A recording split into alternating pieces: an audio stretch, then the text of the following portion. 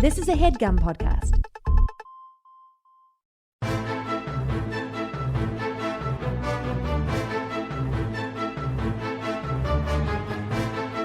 Hello and welcome to The Complete Guide to Everything, a podcast about everything. I'm one of your hosts, Tom. And I'm Tim. Tim, how are you doing this week? Tom, I'm here in person. We're back in and person. without a baby by my side.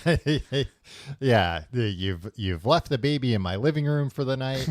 Everything should be okay. I would never bring my baby here. I put away all my forks so that the baby doesn't stick any forks into electrical outlets, as babies are wont to do. Yeah, I don't let my baby have forks. I didn't listen to that episode. Did you cut around your baby crying?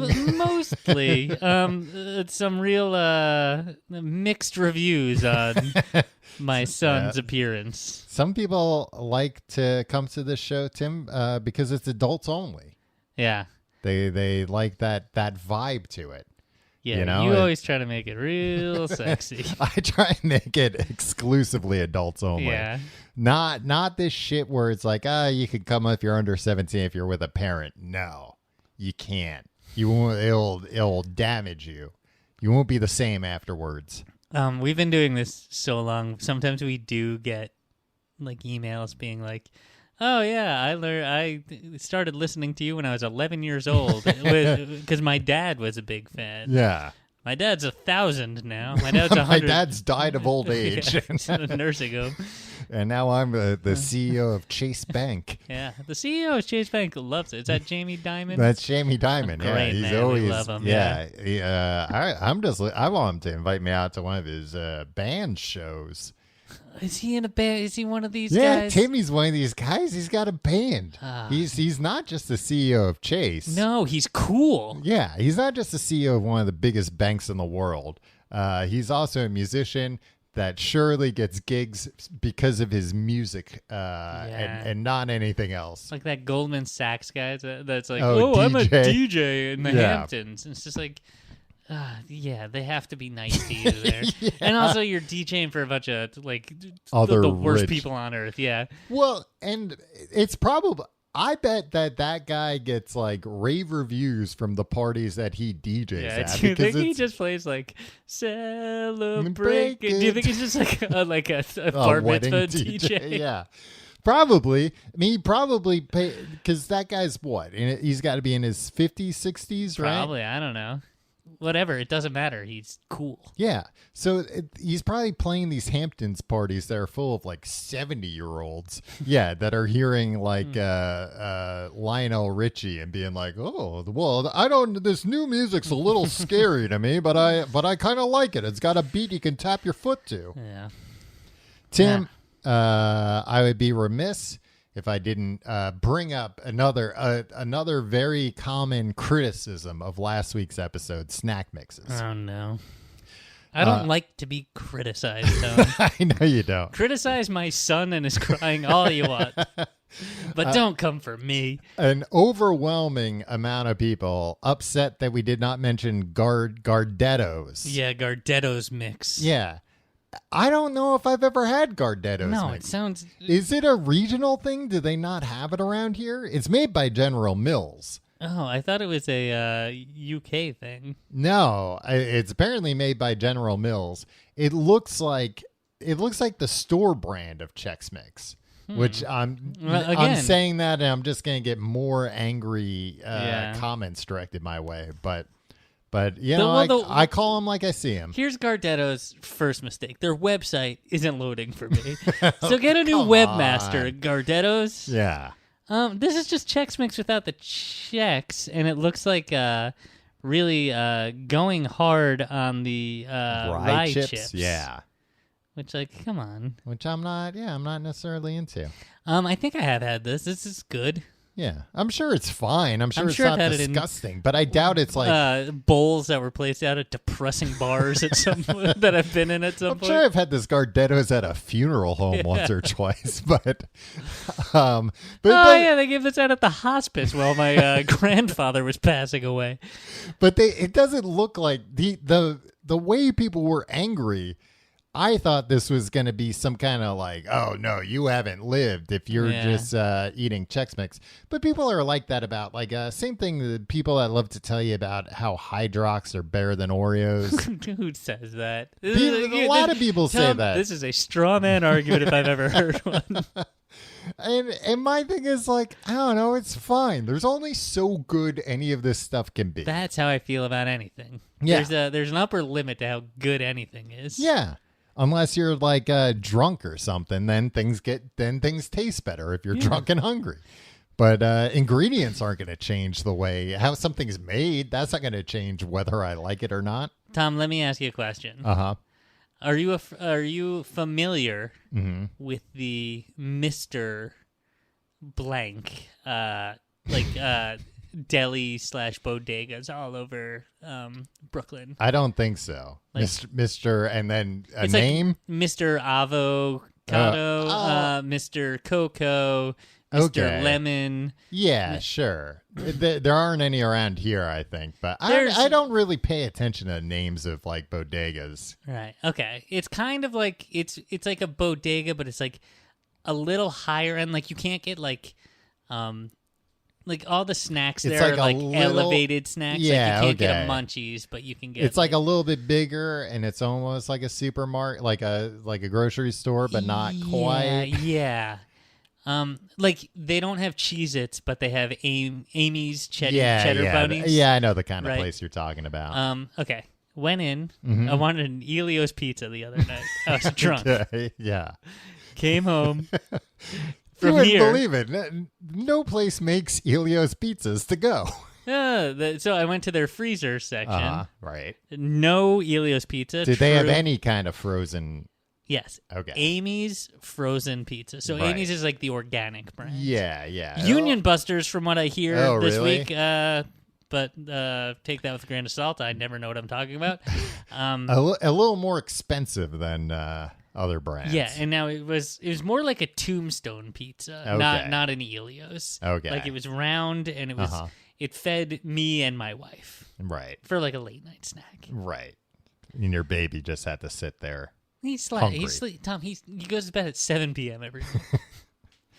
It's wild. He doesn't even care. It's light out. Does he even watch primetime television? No, he doesn't even know about the TGIF lineup. He's never heard of Snick. Yeah, well, hopefully they're still around by the time he's old enough to watch them. They'll probably be back by then. Probably, some retro station. All right. You got a Amy's pizza. Yeah. Bring it up to the counter. Uh-huh. I'm already in, right? Right. How much do you think this Amy's pizza I was going to costs? say also, sometimes those places will charge like unbelievable prices. Yeah. I'm going to say $22. Okay, no. Oh, okay. $13.99. Okay, that's but still up there. But for a plain cheese, it tasted like an Elio's pizza, which was to say delicious. Right. But you can get like a box the of Elios Elio. Lately, Tim, have really been going light on the cheese. I don't mind that. It's not about the cheese. The cheese is not bad. about the cheese. Yeah, the Elio's pizza is not about the cheese because the cheese is the worst crap on earth. But everything about it's bad. At least cheese is cheese. Yeah, I don't know. The sauce has a nice spice to it. It's kind of like ketchup. It's all right. Yeah. Anyway, it's like my grandma back in the old country used to make. I was ashamed. I had to I scratched off the price tag on the way home so my wife wouldn't be like, "You spent $14 on this piece of crap." I guess I'm sleeping on the couch tonight. Exactly. Yeah, she's hitting me over the head with a freaking rolling pin for bringing home high price too frozen much on food. the frozen pizza. Yeah. What were you doing stumbling home drunk the other day? I was coming home from your house. You weren't here last week. It wasn't last. Tim, I'm not your wife. You don't have to lie to me. It was 2 weeks. It was the last time I was here. Okay. Tim, I could send you home with a frozen pizza from here if you'd like. I got news for you. This is the only place I go. I haven't been anywhere else in 2.5 years. Yeah. Yeah, I mean, you're the only person that ever comes over. Yeah. Anyway, Tim, I was also going to complain to you We'll get all. Let's formally apologize about Gardettos. Yeah, we're sorry about Gardettos. If I see it, I'll try it. Yeah, if you want to send it to us, Tom, what's your home address? It's more of a pain in the ass. Now we have a PO box. No, but you want it to come straight here. I want it to come fresh. No, I'll keep an eye out for it myself. I think I might have seen it at the supermarket. Now that I think about it, it's got like a black bag. No, it's like brown. No, I saw something else then. Tim, what cool freaking thing is in a black bag? Those late night deli potato chips. Those are in a black bag. Okay, sorry. After dark stuff. Tim, I think I'm losing my eyesight. Oh no! Not permanently, not for everything, but I think I'm gonna have to get glasses soon. And I'm trying to wait to see if we can get a Warby Parker sponsorship again. but I don't know if that's going to happen. But I'm finally noticing that I have to the same thing that I made fun of Mr. Beans for Rowan Atkinson. I'm having to hold things far away to be able to read them now. Wow, Tom.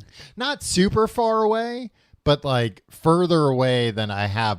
Like, it's gotten to the point where I notice it where I'm like, what the hell? I used to be able to read things this close. You have to hold things at a full arm's length. No, away. I'm not at a full arm's length, but like small print. And I was looking it up, and apparently like once you're 40, it happens to literally everybody. Your eye, your I don't know, some part of your eye gets hard, I think. It hardens. It's terrifying. Why don't they squirt it? Why don't they figure out a way to squirt it? Oh, well, maybe I'll go to the doctor at Warby Parker and ask, hey, is there a way you could just squirt my eye and I can see better after that? Odds are he'll probably say, I never thought of that, but yes. The part of my eye that's hardening up, can you just... keep it moist. Keep it moist, or maybe use like a hair dryer to soften it back up, something like that. But I didn't realize... Because, of course, it's like a thing everybody makes fun of, that old people have to wear glasses. It's fun to dunk on old people until you become one. Nice glasses, idiot. Yeah. Now you're like, oh my God, it's true. Old people do need glasses. Yeah, we've seen every old person. But I didn't know that there's literally like a line. And it's like, once you turn 40, you're probably going to need glasses to read. Bullshit. Yeah. Bullshit. I would just stop reading, Tom, if I were you. I've stopped reading altogether, Tim. I refuse to even read signs. Don't get into big glasses. Yeah. That's probably why I couldn't find these Gardettos. I was just looking for a black bag this whole time.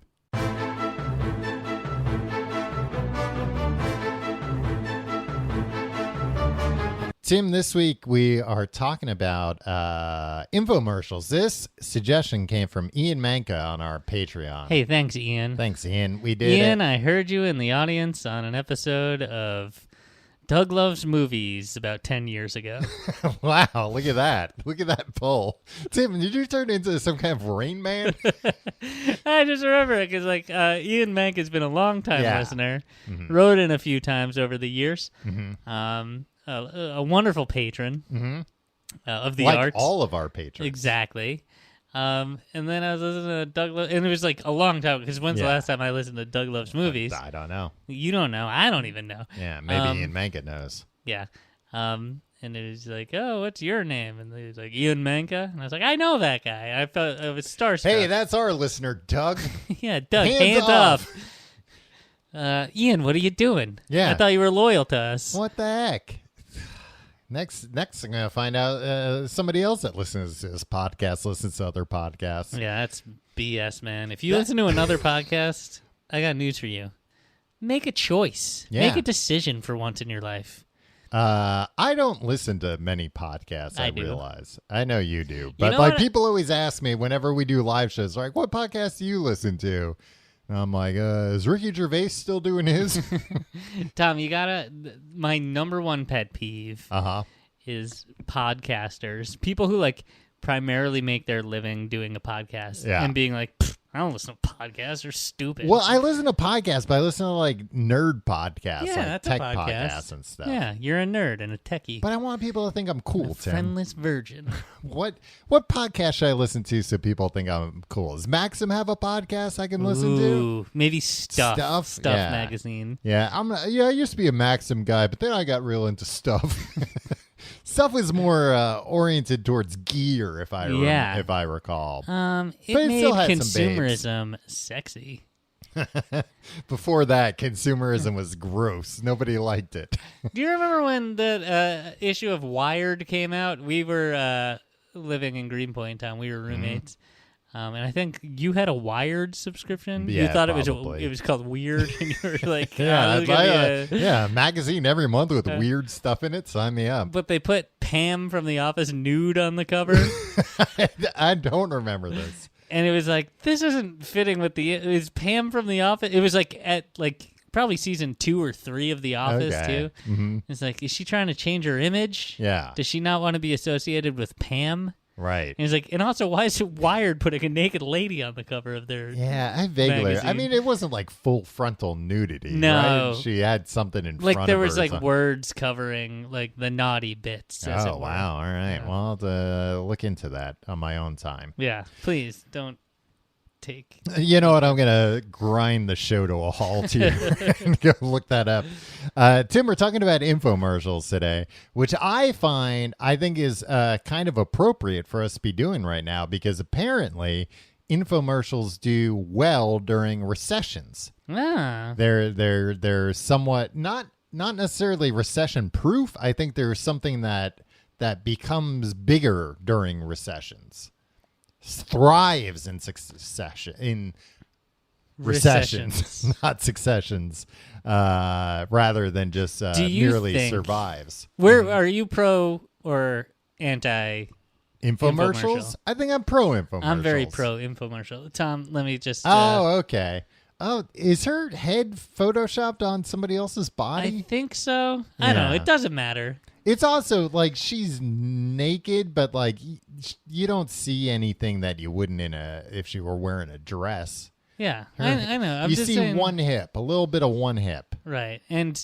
But the whole thing was like there was like an overlay where she had clothes on and so get naked. Yeah. So anyway, it doesn't matter. I just thought it was weird. Not the magazine. The magazine is Wired, but it's not like it was out of character for both the magazine and the actress. Yeah, I remember you saying this issue, they should have called it Weird Magazine. And you were like, "Yeah, I mean that's what I freaking subscribe to." They should call every issue Weird. That's what the man who signed me up said it was. Yeah, you open your door for a guy, a door-to-door magazine salesman. And you expect him to be honest.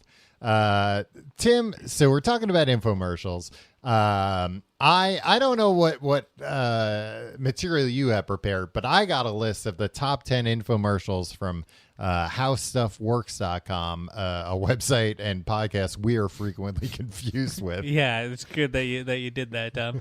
I want to make the distinction, Tom. I think infomercials are great entertainment. I would watch. Yes. I think they're better than most scripted fiction shows. Yeah. They're honest. Well, they're not honest. They're not about honest. The What are you talking about? That's like the thing that they're famous right, they're for not honest. being. But you know what? They're there to try to get you to buy. To try and sell you something. Yeah. And some aren't, by the way. Like Montel Williams did a bunch of infomercials that looked like his TV show, but were about. But the FCC requires you to be like, this is a paid advertisement for, and then you have to say the product But what name. if the bottom of your TV where that part is displayed is broken? Well, then, brother, you need to buy a new TV. But here's what I want to say. I looked up a lot of these best infomercials lists or best infomercial or funniest infomercial products. I disagree with the definition that classifies anything in infomercial that is not 30 or 60 minutes long or 28:30 and 58:30. I agree. Yeah. A commercial that advertises a product that is direct response, where you just that's a different direct response. Commercials are things that that are advertised just on TV. You have to call up or go to a website to order it. Not found in stores, right? Which can be great on their own. Exactly, but people are like, "Oh, the Snuggie is one of the best infomercial products." That was just a commercial with a phone number at the end. There was an infomercial for Snuggies. Was there? Too. Yeah, there was a 28-minute and 30-second or 58-minute and 30-second. I'm pretty sure I remember, because I remember like host having Snuggies on. No, you know what happened? What? Oh, the Today Show and Good Morning America and every other morning show got real into Snuggie fever. Yeah. They didn't even need to buy the airtime. The news reported on it. Tom, do you see these commercials for the news, like the Today Show being like, "It's Amazon Prime Day tomorrow. Tune into I know you've the talked Today about, Show." I think you talked about this last week. Yeah, it infuriated me. Well, they're just giving people what they want, Tim. That's not the news. Good Morning America. Viewers of Good Morning America want to hear about Amazon Prime Day and want to be advertised other Disney-owned properties. All right. Sorry, infomercials. But I agree with you that I'm talking, when I say infomercial, I'm talking a full-length, late night, usually late night. Or early morning. Just they come on before Saturday and Sunday morning cartoons. Yes, TV show length commercial, not just a regular commercial. Which they're late at night or early in the morning, because that's basically worthless airtime. So it's a win-win. The network's happy to sell that airtime because they're not going to make money selling commercials on a TV show they would air during that time. And if you're like up at 5 a.m. watching TV, you're probably an insomniac and your life's in shambles, and you're like, maybe this slap chop would fix everything. Maybe. Or you're just a kid waiting for Ninja Turtles or Wish Kid to start. But I don't think they're going after that crowd, Tim. I think that's just coincidence. Yeah. I will say they do cite that, like, people who run infomercials don't want to run in prime time because there's so much competition. Right. You want to get... that's the thing too, when there's nothing else on, because I remember, especially as like a teenager, being up late at night because you're just being a teen and doing drugs, Tom. Doing drugs, robbing people, invading homes, doing home invasions, doing, gang initiation. Driving around with my lights off, waiting for somebody to flash their high beams at me, and then I'll murder them right away. Follow them and slit their throats so I can be in a gang. Yeah, that kind of stuff. But sometimes, the gang had a night off. And you'd still be up late because you're used to the lifestyle by that point. Right. You're in too deep. Yeah. And you're flipping around, and it's like, well, there's like old movies and reruns and then infomercials. And they'll draw you in because there's nothing else to watch. I think that's probably why they're not as popular nowadays, because the internet's around. Or streaming. And streaming, there's always something to watch. Yeah. They still run, but I can't imagine they're as popular. They're certainly not as much part of like the zeitgeist as they were in the 80s and 90s. What? Are you starting the list? I'm going to start the list, if that's okay with you. Starting the list in the B segment. Yes. All right. just calling it out. Tim, You're not planning on releasing a bunch of B's during this segment, are you? Is that why you called it the B segment? I'll never tell. Just read your list. Number 10, Ginsu steak knives. All right. I've never seen that infomercial. Oh, really? You know what? I've seen it parodied enough. Yeah, it was famously parodied. Apparently, these steak knives were originally called Eversharp. And the whole gimmick was these steak knives don't need sharpening. They stay sharp. It didn't really work that well. And then they were like, what if we call it Ginsu and we have like a Japanese chef using it, and then we can claim this is the 80s when Japan was thriving, and it was like, oh my goodness. Michael Crichton's like, they're going to come and ruin the United States of America. Yeah, it was like they're going to overtake the U.S. as the global superpower.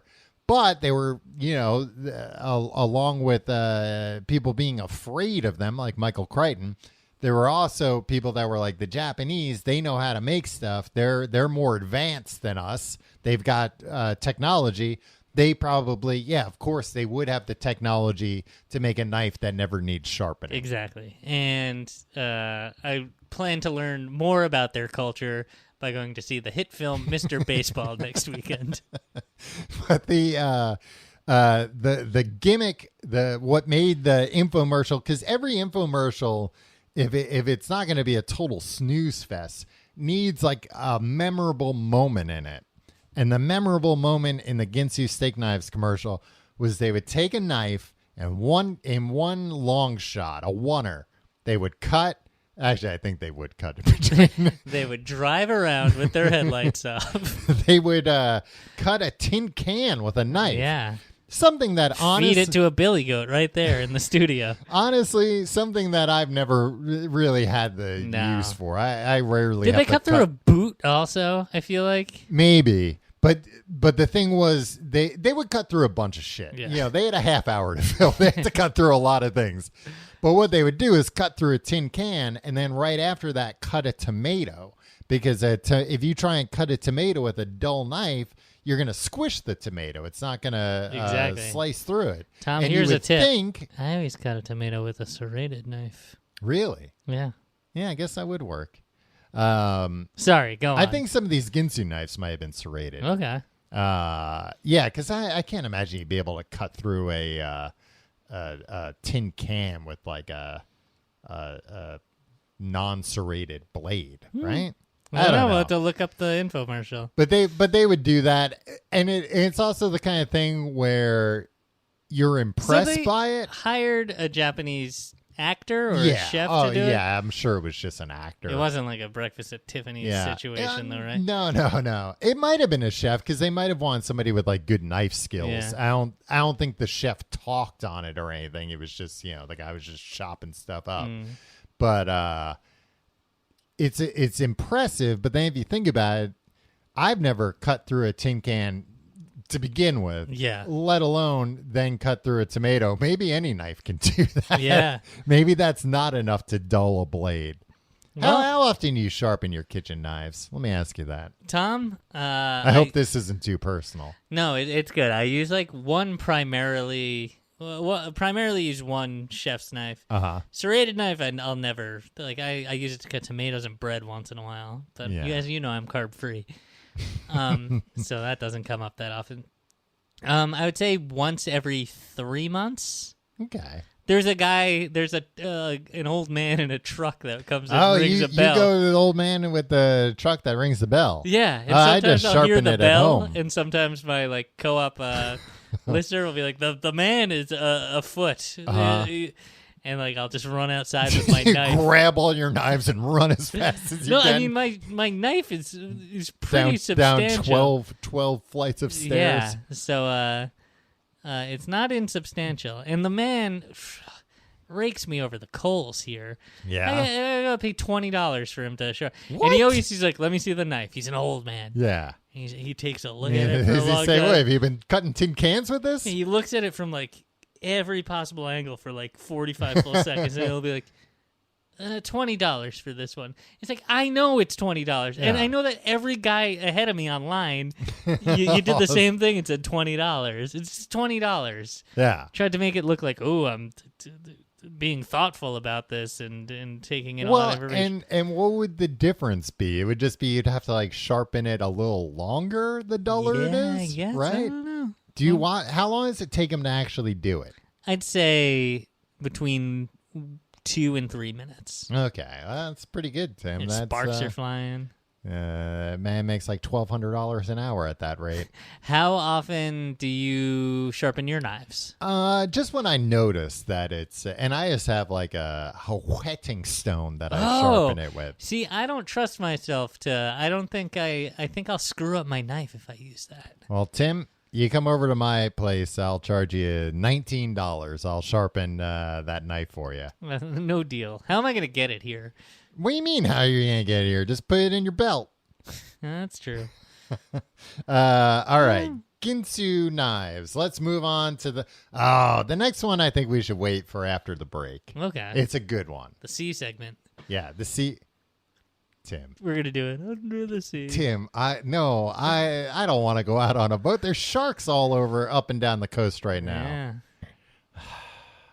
Well, you should have thought about that before you entered. Yeah, the you know, you game. gave me all these segment names, and I didn't really think much of it. Now, can I tell now you I'm my just kinda favorite stuck. thing? Okay. As the B segment is winding down, Oh, jeez. as we count down to the major incident of the B segment. My favorite thing about infomercials, when they cut to a commercial during the infomercial. Oh, for the same product. Yeah, they'll be like, "Oh, we'll be right back," and then it'll be like, "Does this ever happen to you?" Yeah. And then it's a commercial for the product. Yeah, and they're like, "Oh, I just learned about this product." Yeah. It's like, I see what you're doing here. You keep up the cadence of a network television program. Well, and those commercials within the infomercials, that's when they get like the hard sell, you know? It's not in front of a studio audience. It's edited fast. It's just like, look, this feature. And it shows you all the highlights from the program that you're watching. Yeah. Like, it'll show you the knife cutting through the tin can again. Yeah. You feel rewarded for watching the whole thing. And, a reference. I get it. It's like watching a Marvel movie. You're like, oh, yeah, I saw that. I remember that happened in another one. I love that knife.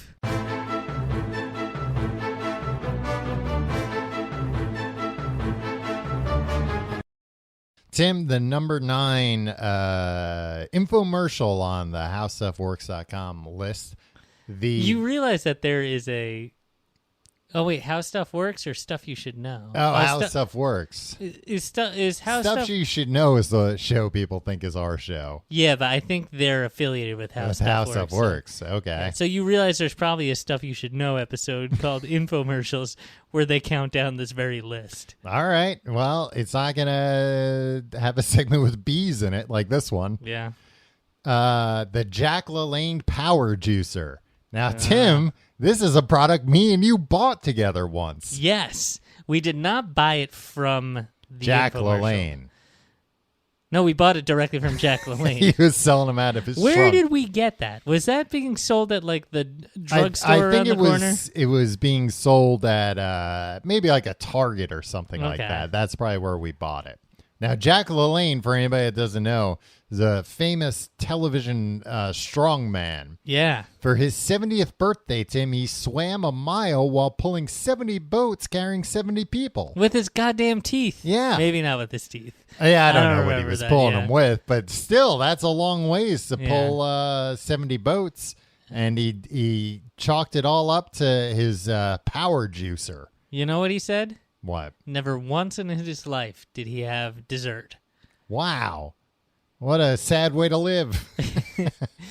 But he was rich. Yeah. And he had boats. Well, I don't know if these were his boats. These might have belonged to the They 70 could have people. been. But yeah, there's just like a juicer.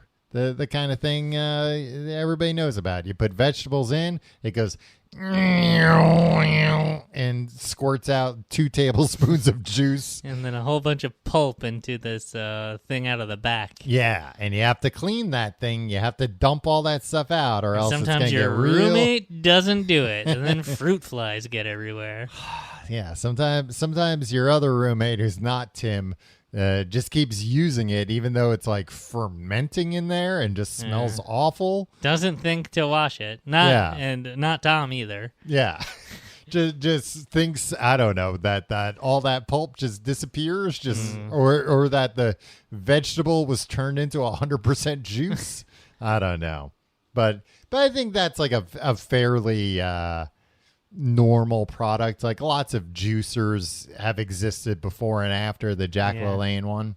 Well, Jack LaLanne, that was one of the first, like, take a celebrity, slap their name on a product.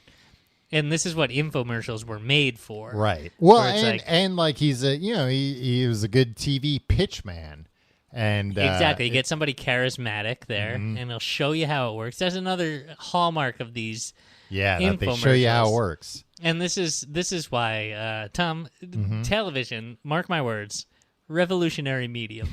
I think it's really got legs. This is why also I want to say QVC and Home Shopping Network are not infomercials either, because that's kind of its own thing. They're not trying to pretend that it's real programming like an infomercial is. But they do sometimes advertise these products. Yeah, but I will say what often comes up on Shark Tank with Lori Grenier, the queen of QVC. Okay, is that like infomercials and QVC are great for products that aren't immediate, and the juicer doesn't fall into this, but it's not immediately obvious either how useful it is, or like the breadth or how versatile exactly. it is. Yeah. And if you get somebody to sit there and let you demonstrate it while they're sitting in the comfort of their own home, then that's priceless.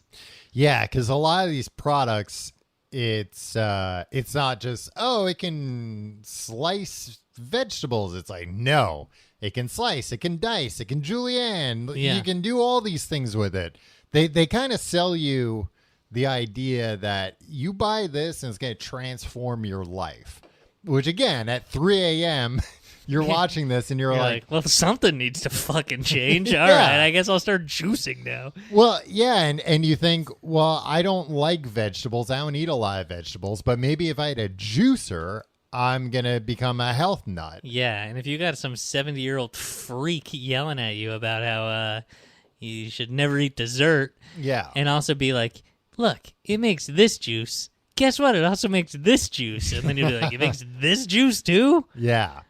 I mean, that's how they got us with the Jack LaLanne. You know, we were living in an apartment in Brooklyn for the first time, and it was like, we're going to be health nuts. We're going to be big boys. And we're going to eat our vegetables, but we're going to pull one over on everybody because we're not going to eat our vegetables. We're going to drink our vegetables. Yeah. Well, guess what? I put fruit in there, too. Yeah, you can put fruit in there, too. It wasn't just vegetables. The fruit made everything a lot more delicious. Yeah, because it takes out everything that's not the sugar in the fruit.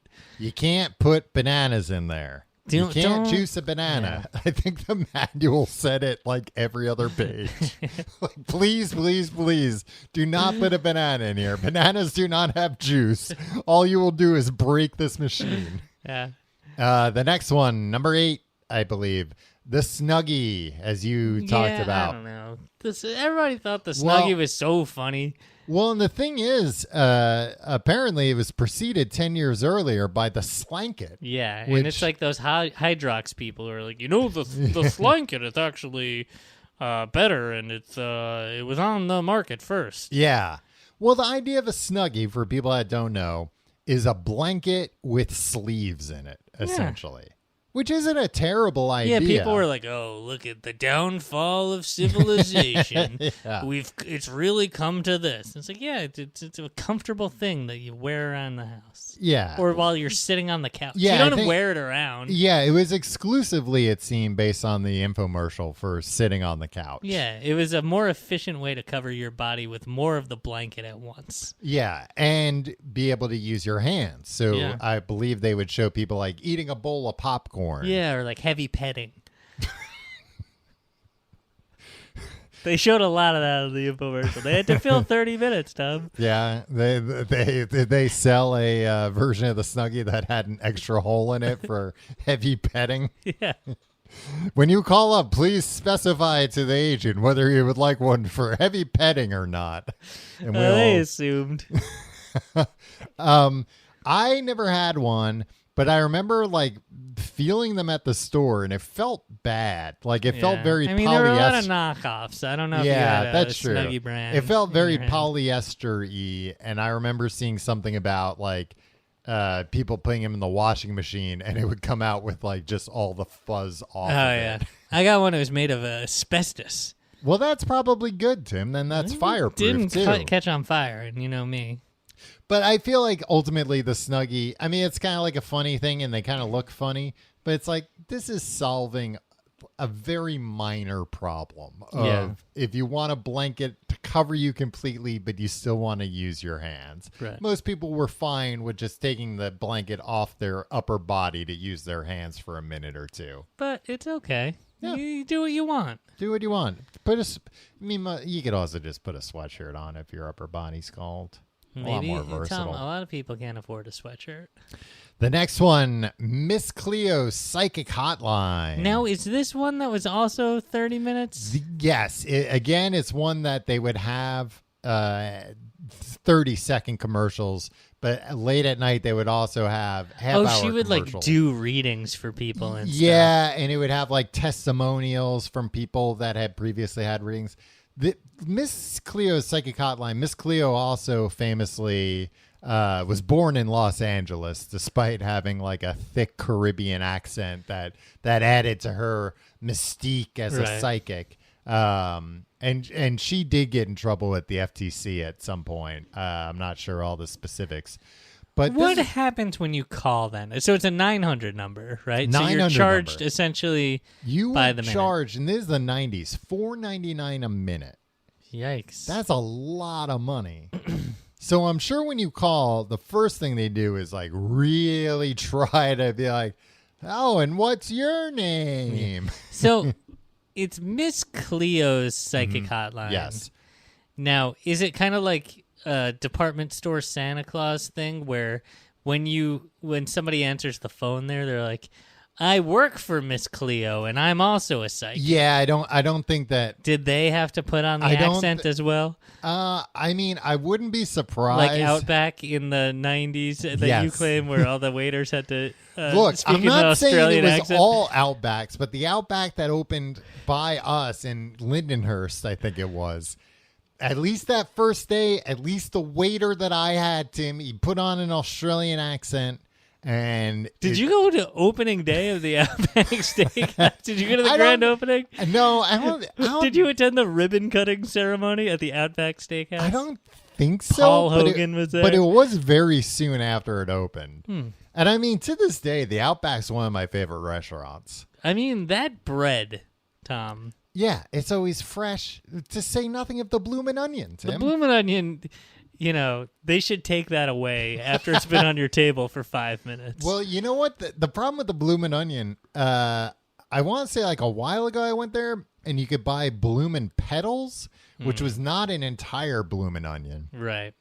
But I feel like the last time I went there, they didn't have those anymore. That they were like, no, we found out that the same amount of people will just order those. So we're just going to make them buy the whole bloomin' onion.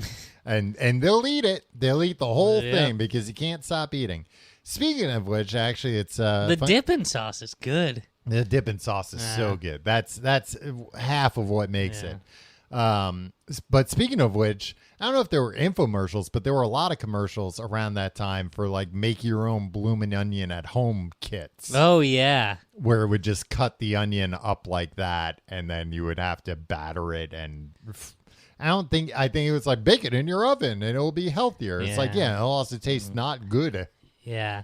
It probably the bloomin' onion is one of those things that's just don't make that at home. It's not going to be worth your while. Yeah, just go to Outback. Now they got the Outback to go. Although bloomin' onions don't travel well, I'll say that. Yeah, you know that you've tried.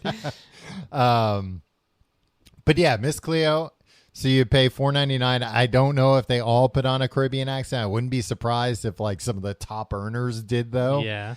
And they would just give you a psychic reading, which I imagine in most towns in America, you could just go find a local psychic that would give you a reading for still too much money, but a lot less money than that. Yeah. Do you remember when an astrologer opened up in our Yes, town? I do. It was big hubbub. Did you go to the astrologer? Yeah. No, I don't think I ever did. I went for a 10-minute reading or something wow. as a bit, right. 12 years old. I'm gonna go get my fortune told or whatever. And then I got in there, and then I was like, I shouldn't have done this. First of all, it's costing me $25, which is my life savings at the time or whatever. Yeah.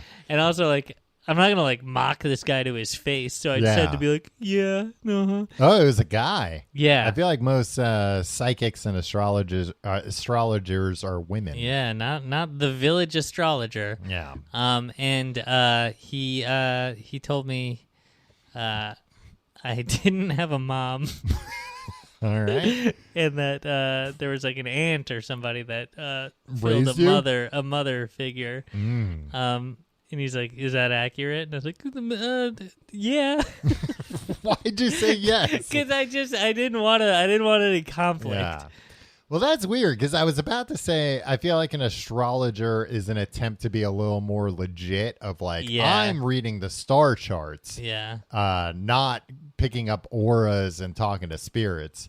There was a funny article, unintentionally funny article in Vice. I want to say like this last week, 2 weeks ago, maybe, about all these like online psychics complaining that people are impersonating them on Instagram and like ripping off their customers. It's just very funny because it's like, it sounds like they're just better at doing what you're doing. They're, or maybe you're trying to milk somebody for, weeks. And they're just like, I'm just gonna milk them all at once and then nuke this account and move on. Yeah. But they're like, and people look down on us, so nobody has sympathies for us. And it's like, yeah, because you're a fucking scammer, and you're mad that somebody else is scamming your customers instead of you. Yeah. Well, you're really heated about that.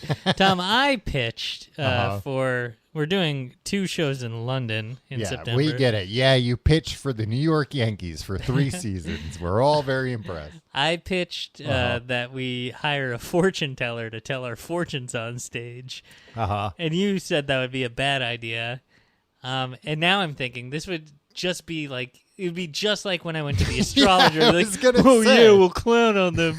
And really, we'll just have to be like really polite and too timid to say anything. We'll wind up paying the astrologer any money we made on the show. We'll wind up in debt. Right. The next one, Tim, I believe this is number 6, Sweating to the Oldies with Richard Simmons. Richard Simmons. Yeah. I think Richard Simmons, a great man. Yeah. Still alive? Just in hiding, kind of? There was a whole podcast about it. Yeah, I think about a man who just wanted to be left alone, seemingly. Yeah. I mean, I guess the podcast postulated that perhaps people don't have his best interests in mind, people around him. What was it, a Casey Kasem situation before he died or something? So I don't know. But he seemed to help a lot of people. He was a relentlessly positive person. Yes, he was that's mocked. true. Oh, yeah, he was mocked relentlessly, but didn't let that get to him. Yeah, exactly. Kind of like Mr. Rogers knew he was being mocked, too. Yeah. He's like, yeah, but I'm speaking to the people that I care about speaking to. Yes, yeah. And they're receiving me the right way. Yeah, and Richard Simmons' thing was that it was like very much like a fitness for everybody type thing of like, people that are very overweight that don't want to go to a gym because they're embarrassed or whatever. You can, and you might not know the music when you get to the aerobics class. Guess what? We got the oldies. Yeah. Everybody knows the oldies. Driving along in my automobile. That's how I work out too. Tim, do you remember Jonathan Bastow? Jonathan Bastow. He made Fitness Made Simple. They were DVDs you could buy. Oh, yeah, I vaguely remember that. I used to see him in the mall all the time. That's it. Congrats. This is a weird-looking guy. Tom, we're not hitting on the big hitters here. We're getting there. Tim, there's a countdown. We're running out of time here. Speaking of Casey Kasem. Tony Little's Gazelle. All right, Tony Little. Yeah. Weird-looking guy. Yeah, and it was just like, what were those, elliptical machines? Yeah. With your legs, they just swing. Yeah. And it was the Gazelle, and a lot of the fitness stuff, the big fitness thing was to make fitness look incredibly easy. Right, which is fair. Right. Nobody wants to work. Yeah, but also it's off. like if you're not at least like breaking a sweat, then you're not actually probably doing anything. Right. But this Gazelle thing, he made it look very easy. I imagine thing's probably like exhausting to be on for more than a few minutes. It's aerobic exercise. Yeah, but it was good. But a great pitch man. He was like this really like he was jacked, and it was like you're not gonna get jacked by doing this. Yeah, and he had a long blonde ponytail, which looked pretty cool. And just like an insane amount of energy, just like so you're saying he's better than Richard Simmons? No, but just I think was going after a different audience a little bit. A lot of overlap, but also selling a much more expensive machine. Yeah. Richard Simmons was just selling videotapes. Yeah, he's selling himself essentially. Yeah, he's with you the whole time. Yeah, good man. Well, that's true. Actually, I bet like there were a lot of satisfied customers because it was like, yeah, I like this guy. You buy the tapes and you get more of the guy. Exactly what I signed up for. Yeah. The next one, number 4, the Magic Bullet. I bet you like this crap. I mean, it's just a food processor, right? Yeah, I mean, some of us have a Vitamix at home. I have what's the one I have? A NutriBullet? Yeah, sure. Yeah, I have a NutriBullet, okay. I think. Yeah, all right. But yeah. Tom, you know what I say to that? Psh. I'm going to punch you in the face. You say something like that again about my Magic Bullet, my NutriBullet. Just food processor. A lot of food processor products on these things. All right, now we're getting into the big boys. Number 3, Stop the Insanity by Susan Powder. Yeah, man, did the late night hosts I love her. Love Susan and like Powder. Saturday Night Live and Mad TV. And she was a lady. Get this, with short, bleach blonde hair. Yeah, like a buzz cut. Yeah, and guess what? She thought everybody should stop the insanity. Yeah. What was this? It was weight loss. It was fitness. Also, it was like everything. It was like get your life together. It was. I think it was similar to like a Tony Robbins type thing. Okay. Of like you're not happy. And again, perfect. You know, you're airing this at 3 a.m. A lot of people who are up at 3 a.m. weren't happy with some aspect of their life. And she had like an inspirational story of like being obese and I think like in debt or bankrupt or whatever, and like turned her whole life around. Do you think this worked for anybody? I'm sure it worked for some people. And I'm sure actually for like a lot of people it worked short term. Yeah. But they weren't necessarily able to make it stick. But I think it was like a series of maybe like DVDs or audio cassettes. Yeah. But yeah, it was just like self-help, just motivational speaking type thing. It seems fine. Yeah. She's back, you know. She was back a few years ago. I think what your thing is a few years ago was like 15 years ago. No, she relaunched with like a kinder, gentler, less intense She's not version. just like yelling. Yeah. But it was like nice yelling. She wasn't yelling at people. She was just yelling at the insanity. Yeah. She didn't want it anymore. She's trying to wake everybody up, get you all out of your the haze. It's holding you back. Number 2, The Thigh Master. Suzanne Summers. TV's Suzanne Summers. Host from of Three's Step by Company. Step. She wasn't the host of Step by Step. She was the She mom. was the mom. Yeah, and Her she and was in Patrick Three's Duffy. Company. She was one of the Two babes. gutter celebrities got together over a TGIF show. Yeah, that really is true. But the Thigh Master, which was just kind of a spring you put between your knees and you squeezed your thighs and it worked your thighs out. Yeah, guess what else she put out? What? The Butt Master. Oh, yeah, the Butt Master. Yeah. That was your nickname in college, right? The Butt Master. The Thigh Master, again, it seemed like something that probably worked, but I think it was like, that'll work, but you need to like do other exercises. Like that's not going to give you, just doing that is not going to give you Suzanne Summers' body. It might. You're going to have to do some aerobic exercise. You're going to have to work other things out. It seemed like a very limited piece of exercise equipment, but as far as beautiful, as far as infomercials went, I think it was pretty affordable. Right. You know, and way later you had things like the shake weight, like these types of like not machines, something they could ship in a box to you, and maybe be deluded enough to think like I'm going to turn my life around by just doing the shake weight. Yeah. All right. But again, if everything else is too hard for you, I don't this think is something. Suzanne Summers was claiming that this would radically transform your life. She said, "I'm Suzanne Summers, and I'm here with something that's going to radically transform your life." I was wrong about that, I guess. Tim, the number one they give to one product, and I'm going to give it to a man. And that man's name is Ron Popeil. Okay, I was afraid you weren't going to mention Ron Popeil. Tim, were you out of your mind? Well, we're 50 minutes into the episode. Well, you got to get people to listen all the way through, don't you? The Popeil heads. Yeah. Well, they gave the number one to Ronco GLH Formula Number 9 Spray on Hair. Right. Probably his most well-known product, right? Yeah, but he had a wide variety. He had a lot of products, but that was, I think, the most, the craziest product. Right. That was the one that we know Ronco because of comedies. Exactly. And that was that's just the most prime for mockable. comedy. The Chopomatic, that's something that you also see a lot mocked. A hand food processor. A Dialomatic. Which is a lot of these things. It was it was just a thing to chop up vegetables. You know what the thing actually maybe one of its most is the Pocket Fisherman. Yes, which I had as a kid. Oh, really? And I don't think I fully understood that it was supposed to be a real fishing rod.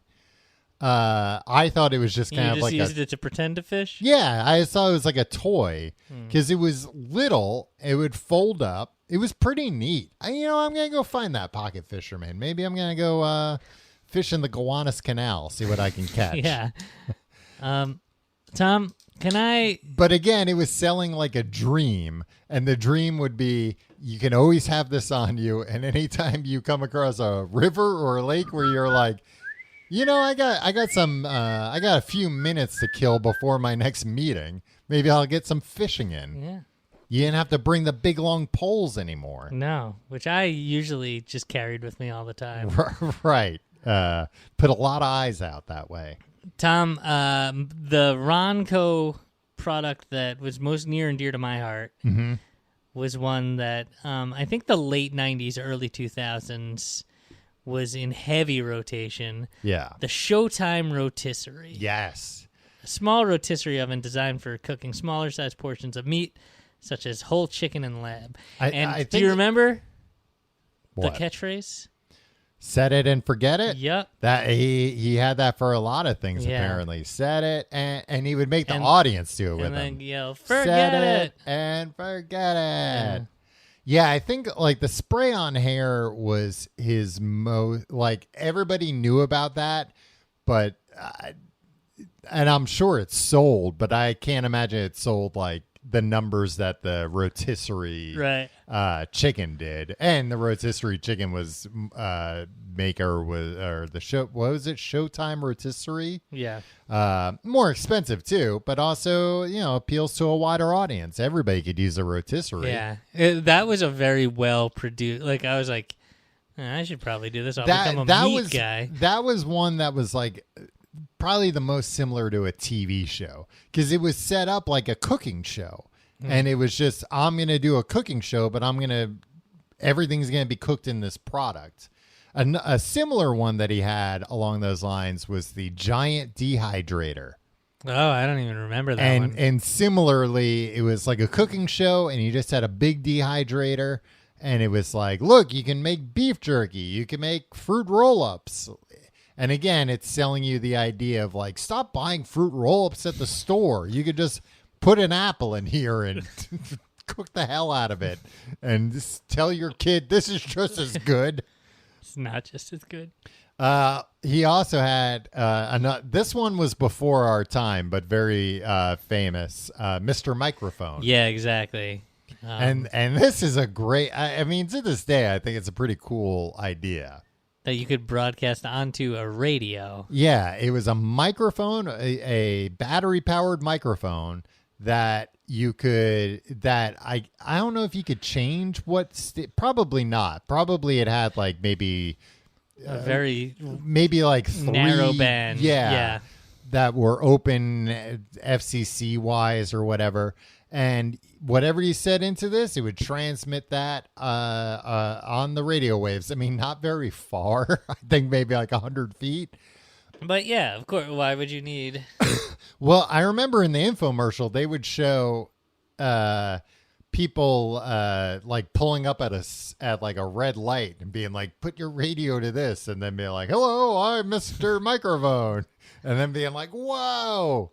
But the, the more common use would be like, oh, you can use this as like a makeshift PA system. Hey, you having a family reunion at the park? Just bring a transistor radio and Mr. Microphone. Yeah. Was that a thing that you actually saw, or was that from the Simpsons episode where Bart gets the? I think it was from the Simpsons episode. Most of my knowledge of anything in culture from before I was born comes from the Simpsons parodying it. Tom, are you still on Mr. Well, I just Popio? want to mention he also talked about he also had Mr. Dentist. I don't know Mr. Dentist. It was basically like an electric toothbrush. Oh. But it had like that rubber tip that they use when you get like a dental cleaning. Oh, yeah. So that's what made Mr. But when I saw the name Mr. Dentist, I was like, was this like a home dental kit? And then I looked it up and it's like, oh, no, it just cleans your teeth. It doesn't pull teeth or do fillings or anything like that. Mock you and tell you have a small mouth. I wonder how many dentists were mad that it's not Dr. Dentist. It's Mr. Dentist. It's Mr. Dentist to you. He had Mr. Dentist is my father. Call me Peter Dentist. Kitchen Magician. It almost rhymes. Which is a good name. Just another way to like chop things up. Inside the Eggshell Egg Scrambler. Yeah, that one seemed weak. He hated getting little white bits in his scrambled eggs. Yeah. Yeah, and it was like, we'll just get better at cracking eggs. That's all. The Veg-O-Matic and the Dial-O-Matic, another great, I don't know if this is a slogan, but a line here. Slice a tomato so thin it only has one side. That's just objectively untrue, though. And he's also famous for, one more product. Two more products. Smokeless ashtray. Yeah. Which I think was just an ashtray with a fan in it. And electric pasta maker, which I remember seeing a lot of ads for. Because it was like, make your own pasta at home. And then they would show you can make chocolate pasta. It's like, ooh, chocolate pasta. Something that appealed to probably 7-year-old Tom. Exactly. But again, it's one of those products where it's like, oh, I could stop buying boxes of pasta for 99 cents. I could just make it at home. But the appeal was like, but it's fresh. It's like, yeah, but it's fresh, made from some machine you bought from television. But I was going to say also famous for the phrase, but wait, there's more. Right. He came up with that. Tom, did you know that Apple did infomercials in the 90s? Oh, I don't think I did know that. And as soon as Steve Jobs came back to Apple, he was like, cut that shit out. What are you doing, you idiots? Yeah. Well, probably nobody. They probably weren't working either. Yeah. But also, like, that's the perfect use for an infomercial. Probably a little earlier than that. Yeah. Being like showing you the benefits of having a home computer. Yeah, I think there were some like e-machines. Like, remember that company? No. Where I think they would have like commercials where it was trying to sell you on the benefits of having a computer that you could hook up to the internet. Because maybe customers had older computers where they were like, I bought that computer. It cost the 2022 equivalent of $30,000. And I've never used it. Tom? You and your silly article from your fly-by-night publication didn't touch on my favorite, most formative. Well, let's hear it. Maybe we'll do it after the plugs. After the plugs. You can go to tcgt.com to find out more about our podcast. All our links to our social media is there. Our Reddit, our Discord, all that nonsense. Go to patreon.com/complete guide for episodes. It's not nonsense. It's great. It's nonsense in the best way. Yeah. But wait, there's more. We popped into the Discord and did some shtick, and nobody wanted to hear about it. And I didn't even realize it was you, legitimately. Yeah, you said something, I razzed you. Yeah. You came back a little bit, and like a couple people like put like smiley faces on them. And then they went back to talking about what they were talking about. Yeah, exactly. So if that's interesting. We carry no cachet in our own Discord channel. tcgt.com. You can find all those links. Patreon.com/complete guide to get books of podcasts. This week we are continuing How to Make Friends and Influence People. How to Win Friends and Influence People by Dale Carnegie. And learning how to do both those things, how to win friends and influence people. Tim, I've already made 100 new friends. 100 new friends? Yeah. I'm working on learning all their names. Do you know any of their names? There's one guy named Tom. Oh, that's your name too. That's what I that's said. How That's how I remember it. Patreon.com/complete guide. You can get that. We got live shows in London coming up. TCGT.com/live. We don't have the live stream tickets available yet. There will be a live stream. We're working on it. Hopefully they'll be up soon. But I think we should implore people. Yes. If you're in London, buy tickets. Yeah. Tim wanted to set up some kind of local blackout so nobody in London can buy streaming tickets. They would have to come to King's Place to see us. But what you should. It's going to be a lot of fun. What is it? September 16th and 17th or 9th and 10th? No, I think 16th, 17th, something like that. Okay. TCGT.com/live is where people can find out for themselves. It's always so mad at us. It's a Friday and Saturday. Yeah. It's going to be a lot of fun. But please, I feel like we really have to start promoting this and encouraging people in London and in the wider UK. Hey, take a trip to London. When's the last time you've been there? We're coming all the way from New York. What's your excuse? Yeah, I don't want to come all the way from New York to play to like 8 people. Well, this isn't going to convince somebody if they're like, oh, only 8 people are going to be there. I don't know. It'll be sold out. Both will be sold out. People will be... Get your tickets now before they're sold out. People will be passing out because they're crushed up against the stage. Yeah, come here and get crushed in a wave of people. That's all the plugs. Oh, follow me on Twitter and Instagram at Tom Reynolds. Yeah. All right, Tom. Uh-huh. You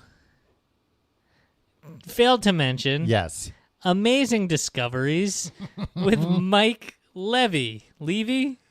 Yeah, so this was one that was like more than any tried to lean into the idea that it was a TV show, right? They made 100 episodes. Wow. And it was different products every time. Yeah. Okay. It was parodied on Friends. Actually, it was on Friends. Oh, wow. He was on Friends. They licensed it.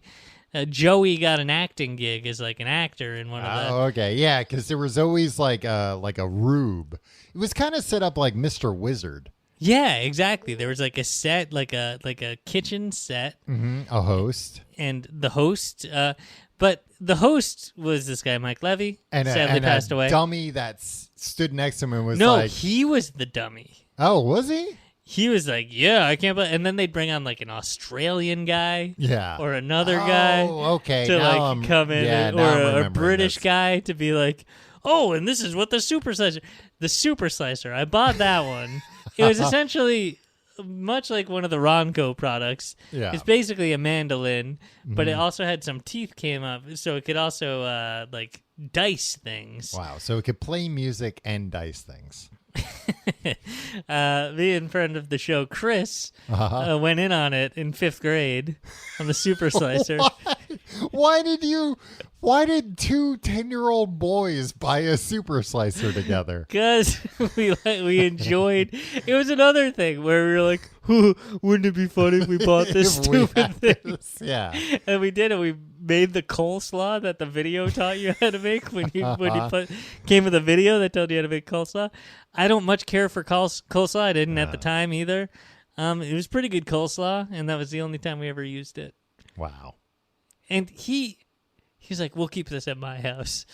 Yeah. Oh, you idiot! You fell for that. Fucking Chris, man. Yeah, he probably did. made so much coleslaw that you never even got to taste. Hey, I just want a taste of that slaw. Yeah. Chris, give me a taste of that slaw. All right. Thanks for listening. We'll see you next week.